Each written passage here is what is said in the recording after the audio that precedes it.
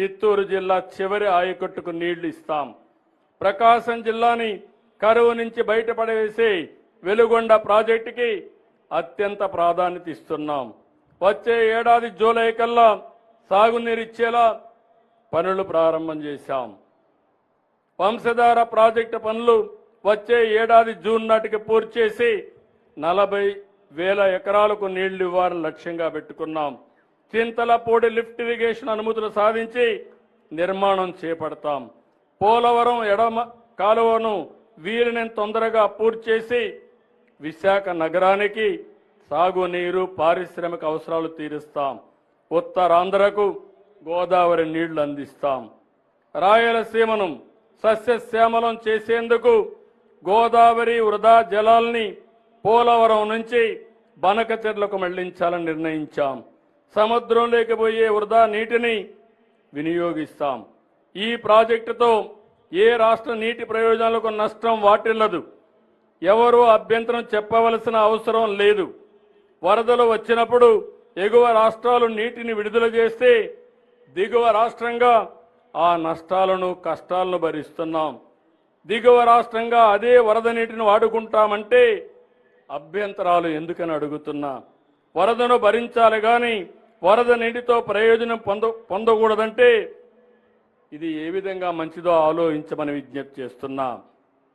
సమగ్ర నీటి నిర్వహణతో వాటర్ సెక్యూరిటీకి అధిక ప్రాధాన్యత ఇస్తున్నాం. ప్రస్తుతం రాష్ట్రంలోని రిజర్వాయర్లు 99% నిల్వలతో జల కళను సంతరించుకున్నాయి. 785 టీఎంసీ నీళ్లు వివిధ రిజర్వాయర్లో అందుబాటులో ఉన్నాయి. భూగర్భ జలాల పెంపుకు చర్యలు తీసుకుంటున్నాం. భూమిని జలాశయంగా మార్చే ప్రయత్నాలు ఫలిస్తున్నాయి. వర్షాకాలం తర్వాత +3 3 మీటర్లు, ముందు -8 మీటర్ల కంటే తగ్గకుండా భూగర్భ జలాలు ఉండేలా నీటి నిర్వహణ చేపడుతున్నాం. సాగునీటి సంఘాలు నీటి నిర్వహణలో కీలక పాత్ర పోషిస్తున్నాయి. 6047 సాగునీటి సంఘాలు, 267 డిస్ట్రిబ్యూషన్ కమిటీలు, 58 ప్రాజెక్టు కమిటీలని నీటి నిర్వహణలో భాగస్వాములు చేస్తున్నాం. పల్లెలే దేశానికి పట్టుకొమ్మలన్న జాతిపిత మహాత్మా గాంధీ మాటలు మాకెప్పుడూ ఆచరణనీయం. జాతీయ గ్రామీణ ఉపాధి పథకం కింద అత్యధికంగా 5,211 కోట్ల రూపాయలు ఖర్చు పెట్టాం. గ్రామీణ ప్రాంతాల్లో 4,000 కిలోమీటర్లు సీసీ రోడ్లు, 250 కిలోమీటర్లు బీటీ రోడ్లు వేశాం. 2028 నాటికి జల్ జీవన్ మిషన్ కింద ప్రతి పల్లెకు ప్రతి గడపకు సురక్షిత తాగునీరు అందిస్తాం. గ్రామీణ పారిశుద్ధ్యం మెరుగుపరిచేందుకు పైలట్ ప్రాజెక్టు కింద 500 మ్యాజిక్ డ్రైన్స్ నిర్మాణాన్ని చేపడుతున్నాం. గత ప్రభుత్వ హయాంలో రెవెన్యూ శాఖలో అనేక అక్రమాలు జరిగాయి. నాడు ప్రజలు తమ భూములు ఆస్తులకు రక్షణ కోల్పోయారు. గత ప్రభుత్వం భూ సర్వే పేరిట ప్రతి గ్రామంలో వివాదాలు సృష్టించింది. రాష్ట్ర వ్యాప్తంగా 17,600 రెవెన్యూ సదస్సులు నిర్వహించి భూ వివాదాలను చాలా వరకు పరిష్కరించాం. 2027 డిసెంబర్ నాటికి భూముల రీసర్వే పూర్తి చేస్తాం.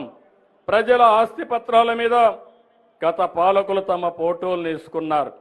వాటి స్థానంలో రాజముద్రతో కొత్త పాస్ పుస్తకాలు ఇస్తున్నాం.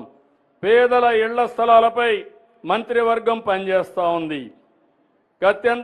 అభ్యంతరం లేని నివాస స్థలాలను డిసెంబర్లోగా క్రమబద్ధీకరిస్తాం. గత పాలకులు కొత్త జిల్లాలను ఏర్పాటు చేయడంలో అస్తవ్యస్తం చేశారు. ఇప్పటి వాడిని సరిదిద్దాం. ఈ విషయంలో ఎన్నికల్లో ఇచ్చిన హామీల్ని నిలబెట్టుకుంటాం. సంపద సృష్టి జరగాలంటే నాలెడ్జ్ ఎకానమీ ప్రధానం. అందుకే విద్య నైపుణ్యాలకు ప్రాధాన్యత ఇస్తున్నాం. భవిష్యత్ అవసరాలను అనుగుణంగా యువతను విద్యార్థుల్ని సిద్ధం చేస్తున్నాం. ఏపీ మోడల్ ఆఫ్ ఎడ్యుకేషన్ దేశమంతా అనుసరించేలా రాష్ట్ర విద్యా రంగాన్ని తీర్చిదిద్దాం. ప్రభుత్వ పాఠశాలల్లో మెరుగైన సౌకర్యాలు, అత్యున్నతమైన విద్యా ప్రమాణాలతో విద్యార్థులకు బోధన అందుతోంది. ప్రతి శనివారం నో బ్యాగ్ డేగా ప్రకటించాం. 1 క్లాస్ 1 టీచర్ విధానాన్ని తెచ్చాం. స్కూళ్ల విలీనం పేరుతో తెచ్చిన జీవో 117 రద్దు చేశాం. డొక్కా సీతమ్మ మధ్యాహ్న భోజన కింద విద్యార్థులకు సన్న బియ్యంతో నాణ్యమైన భోజనం పెడుతున్నాం. 953 కోట్ల ఖర్చు చేసి విద్యార్థులకి డాక్టర్ సర్వేపల్లి రాధాకృష్ణ విద్యార్థి మిత్ర పథకం కింద యూనిఫామ్ కిట్లు ఇస్తున్నాం. విద్యార్థుల పురోగతిపై చర్చించేందుకు 2 కోట్ల మందితో మెగా పేరెంట్ టీచర్స్ మీటింగ్ నిర్వహిస్తున్నాం.